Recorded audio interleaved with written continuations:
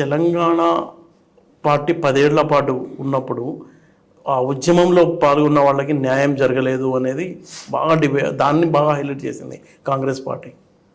Congress party Goebbels ప్రచారంలో విజయం సాధించిందని నేను ఒప్పుకుంటాను. కుటుంబ పార్టీ కాంగ్రెస్ పార్టీ దశాబ్దాలుగా, కానీ కుటుంబ పార్టీ అనే ముద్ర టీఆర్ఎస్ మీద బీఆర్ఎస్ మీద వేసింది.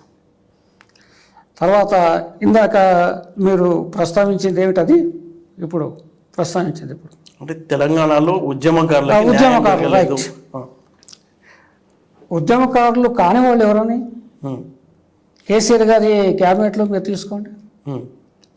అంతకుముందు ఈటల రాజేంద్ర గారు, హరీష్ రావు గారు, కేటీ రామారావు గారు కానీ, జగదీష్ రెడ్డి గారు కానీ, నాయన నరసింహారెడ్డి, మహమూద్ అలీ కానీ, వీళ్ళంతా ఉద్యమకారులు కదా.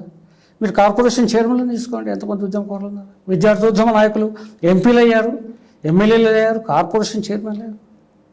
బాలకసుమన్ లాంటి చిన్న పిల్లోడిని, అంటే వయసు రీత్యా చాలా చిన్నవాడు, ఏకంగా వివేక్ వెంకటస్వామి లాంటి ఒక లెజెండ్ మీద నిలబెట్టారు సార్. వీళ్ళంతా ఉద్యమకారులు కదా. ఏంటంటే ఒక అబద్ధాన్ని పదే పదే ప్రచారం చేస్తుంటే అది నిజమేమో అని భ్రమించే ఒక వాతావరణం ఏర్పడుతుంది. దాంట్లో భాగంగానే ఉద్యమకారులకు ప్రాధాన్యం ఇవ్వలేదని ఒట్టు మాట. సాక్షాత్తు ముఖ్యమంత్రి ఉద్యమకారుడు, అంతకుమించి ఏం కావాలి. Hi, this is Swathi. Like చేయండి, షేర్ చేయండి, కమెంట్ చేయండి అండ్ సబ్స్క్రైబ్ చేయండి GR TV. Hi, this is Monica. Please like, share and subscribe GR TV.